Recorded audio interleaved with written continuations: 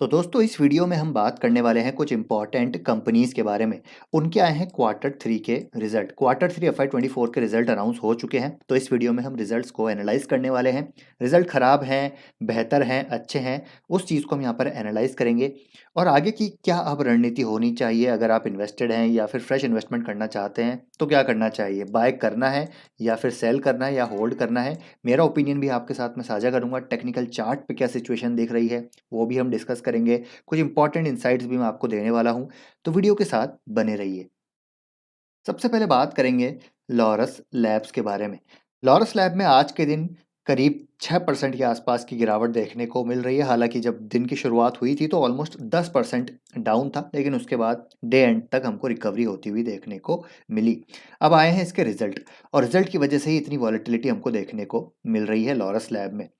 देखिए, Laurus lab की बात की जाए तो एटलीस्ट मैंने तो यहाँ पर एक्सपेक्ट किया था कि थोड़ी बहुत रिकवरी होगी, क्योंकि जिस प्रकार से मैं पढ़ रहा था यूएस मार्केट के बारे में, जेनरिक जो प्राइसिंग है उसके बारे में, तो ऐसा लग रहा था कि कुछ ना कुछ improvement quarter on quarter basis पे होगा।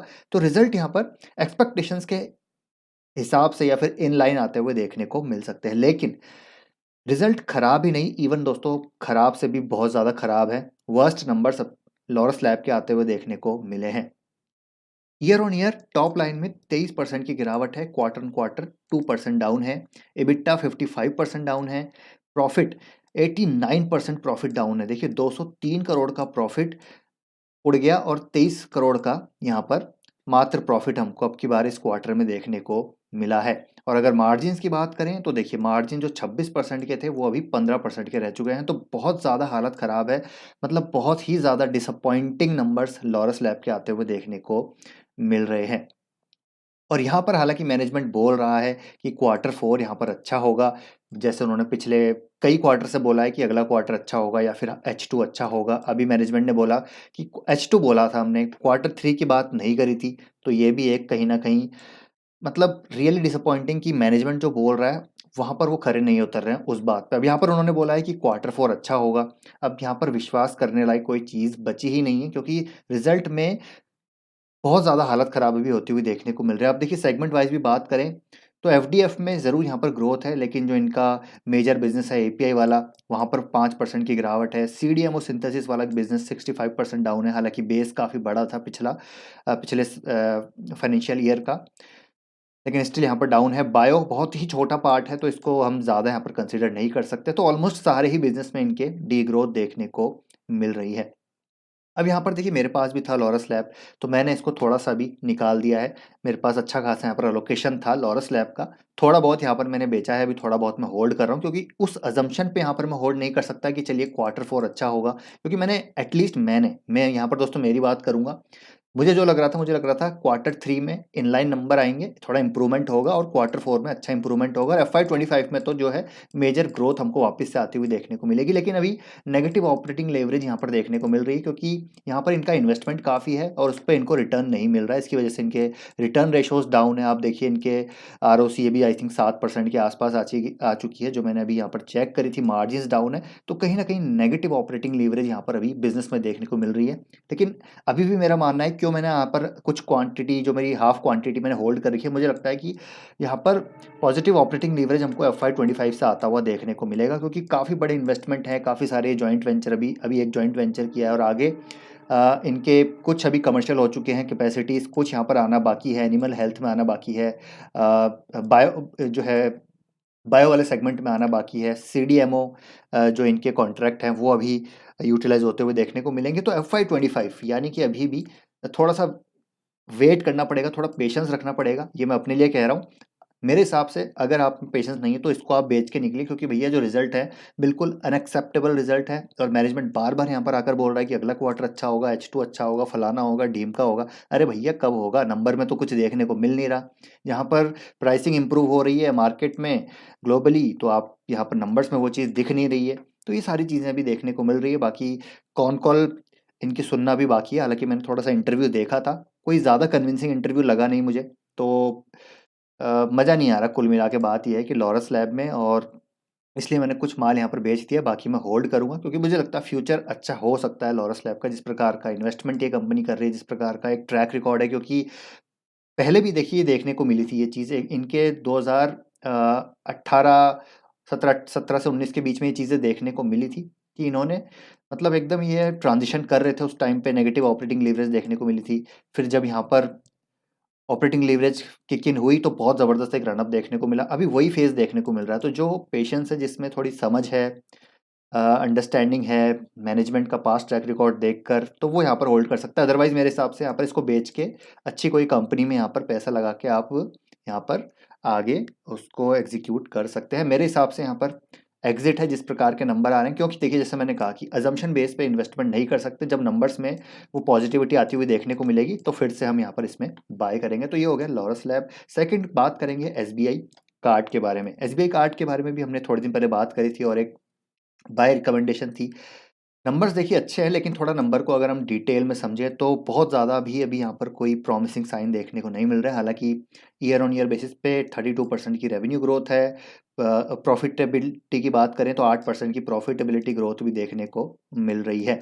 लेकिन यहाँ पर जो इम्पॉर्टेंट मैट्रिक्स है उसको जो समझना यहाँ पर ज़रूरी है, तो वो इम्पॉर्टेंट मैट्रिक्स आपके साथ शेयर की जाए तो देखिए कॉस्ट ऑफ फंड्स डेफिनेटली यहाँ पर बढ़ते हुए नज़र आए हैं। कॉस्ट ऑफ फंड्स काफ़ी बढ़े हैं, क्वार्टरली या फिर मंथली एवरेज आप देख सकते हैं कि कॉस्ट ऑफ फंड्स काफ़ी बढ़े हैं और उसकी वजह से थोड़े से नेट इंटरेस्ट मार्जिन्स भी हमको टूटते हुए देखने को मिले हैं ईयर ऑन ईयर बेसिस पे। और लगातार नेट इंटरेस्ट मार्जिन देखेंगे तो आप डाउन ट्रेंड में हैं, और ये जिसकी बात हमने करी भी थी कि नेट इंटरेस्ट मार्जिन यहाँ पर टूट सकते हैं because of cost of fund increase हो सकते हैं। हालांकि कॉस्ट ऑफ फंड ज़्यादा इंक्रीज हुए हैं, उस हिसाब से नेट इंटरेस्ट मार्जिन बहुत ज़्यादा नहीं टूटे हैं। तो ये एक कहीं ना कहीं थोड़ा बहुत पॉजिटिव हो सकता है, लेकिन otherwise net interest margin down है, कॉस्ट ऑफ फंड्स बढ़ रहे हैं, तो जो कि नेगेटिव है। और सबसे बड़ा नेगेटिव आप देखें तो रिटर्न ऑन एसेट, तो यहाँ पर आरओए भी 4.8 से टूट के 4.1% हो चुके हैं। क्वार्टरली एवरेज, मंथली एवरेज आप देख सकते हैं आरओएस डाउन है। रिटर्न ऑन एवरेज इक्विटी यहाँ पर काफ़ी डाउन है, आप देख सकते हैं 22 से 19 हो चुके हैं, तो ये भी डाउन है। तो मतलब ज़्यादातर मैट्रिक्स में प्रॉमिसिंग नंबर आते हुए देखने को नहीं मिले। अगर मैं मार्केट शेयर की बात करूँ तो देखिए मार्केट शेयर, तो इनका कार्ड इन फोर्स में मार्केट शेयर भी यहाँ पर डाउन हुआ है। FY23 के मुकाबले मार्केट शेयर डाउन है। स्पेंड्स में बहुत ज़्यादा कोई मार्केट शेयर अभी इम्प्रूव नहीं हुआ है।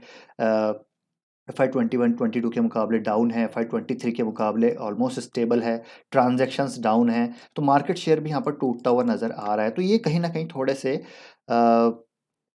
कहीं न कहीं देखिए थोड़े से नेगेटिव साइन है। बाकी लेट्स सी मार्केट में किस तरीके का इसको रिएक्शन देखने को मिलता है। लेकिन जैसा मैंने पहले भी कहा था कि ये सारी चीज़ें ऑलमोस्ट एक्सपेक्टेड थी और वो चीज़ हमको प्राइस में भी देखने को मिली। प्राइस में काफ़ी गिरावट देखने को मिली।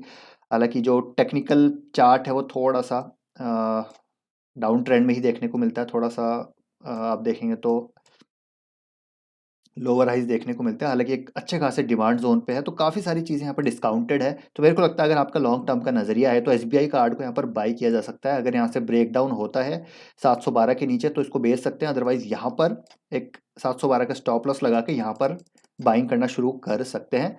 शॉर्ट टर्म वाले स्टॉप लॉस लगा सकते हैं, लॉन्ग टर्म वाले यहाँ पर बाय ऑन डिप्स कर सकते हैं एसबीआई कार्ड को। हालांकि थोड़ा महंगा ज़रूर है, अभी भी बहुत सस्ता नहीं है। आप देखेंगे एसबीआई कार्ड का जो प्राइस टू बुक है अभी भी 6 टाइम्स है। और यहाँ पर मार्जिन ऑफ सेफ्टी तो भैया प्राइवेट बैंक्स में देखने को मिल रही है, जहाँ पर HDFC bank 2.5 times price to book पे है, Kotak bank 3 times price to book पे है, एचडीएफसी बैंक 2.7 के आसपास है, एक्सिस बैंक 2.2 के आसपास है। तो प्राइवेट सेक्टर बैंक्स में ज़बरदस्त मार्जिन ऑफ सेफ्टी मिल रही है। और ये प्राइस टू बुक है भैया 6.5 के ऊपर। तो आप खुद अपने हिसाब से अपनी थोड़ी सी समझ के साथ इसमें बाइंग कर सकते हैं। तो एसबीआई कार्ड में long term point of view से डेफिनेटली इकलौती लिस्टेड कंपनी, तो थोड़ा इसको प्रीमियम मिलेगा।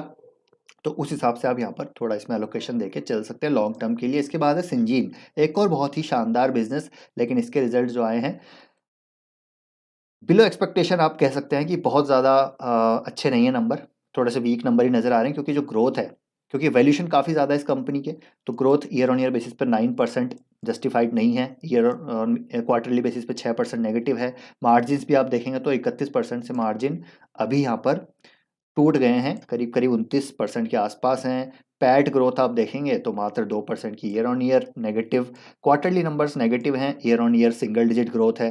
तो इस हिसाब से नंबर्स वीक नज़र आ रहे हैं सिंजीन के। हालांकि long term point of view से सिंजीन अभी भी एक क्लास बिजनेस है। काफ़ी गजब का बिजनेस है long term point of view से। और ये जो गिरावट आ रही है एक्सपेक्टेड भी थी। मैंने एक भी थोड़े दिन पहले एक वीडियो आपके साथ शेयर किया था कि जो बायोटेक फंडिंग है प्राइवेट मार्केट में वो थोड़ी अभी कम हो चुकी है। जैसे कि हमने आई थिंक जो विंटर की बात करी थी, हमने फंडिंग विंटर की बात करी थी। थोड़ी सी प्राइवेट मार्केट स्पेस में अभी फंडिंग नहीं आ रही है because of high interest rate, थोड़ी सी दिक्कतें चल रही है। तो ट्रैक्शन में आई थिंक हमने ये बात करी थी। ट्रैक्शन जो है एक इस तरह का बिजनेस है जो प्राइवेट मार्केट को कैटर करता है, तो वहाँ पर इश्यूज हैं। लेकिन ये जैसे कि पढ़ने में आ रहा है, जैसे कि मैं पढ़ भी रहा था, आपके साथ भी शेयर किया था कि ये फंडिंग विंटर अभी ऑलमोस्ट बॉटम पे है, तो यहाँ से इंप्रूवमेंट आ सकती है और संजीन के बिजनेस में इंप्रूवमेंट आ सकती है। और इनके जो सीईओ साहब है उन्होंने भी बोला था कि FY 25 में ज़बरदस्त वापस से हमको पिकअप आता हुआ देखने को मिलेगा। तो थोड़ा यहाँ पर ये प्राइस जो करेक्ट हुआ है वो कहीं ना कहीं इसी अजम्पशन में हुआ है कि थोड़ा वीक रह सकता है FY 24, लेकिन FY 25 में इंप्रूवमेंट आ सकती है। तो इस लेवल पे थोड़ा बहुत इसको बाई किया जा सकता है। अगर गिरता है तो और बाई किया जा सकता है, लेकिन लॉन्ग टर्म आपको यहाँ पर रखना पड़ेगा नज़रिया। इसके बाद है केफिन टेक। देखिए लिस्टेड स्पेस में अगर मैं बात करता हूँ आरटीएस की, तो दो ही कंपनीज हैं, कैम्स एंड के फिनटेक, जो यहाँ पर केटर कर रही हैं बैक एंड ऑप्स सारा म्यूचुअल फंड का, ठीक है। और ये भी एक काफ़ी अच्छी कंपनी है और इसके नंबर भी आए हैं। तो इसके नंबर काफ़ी पसंद है आए मुझे तो एटलीस्ट। बाकी देखते हैं मार्केट को कैसे लगेंगे। Year on year double digit growth है और पैड देखिए 25% से ग्रो हुआ है। सेल्स 16% से ग्रो हुई है और क्वार्टर क्वार्टर भी 5% की ग्रोथ है। टॉप लाइन में 9% की ग्रोथ है बॉटम लाइन में। और आप देखेंगे तो मार्जिन भी इंप्रूव हुए हैं यहाँ पर, ठीक है।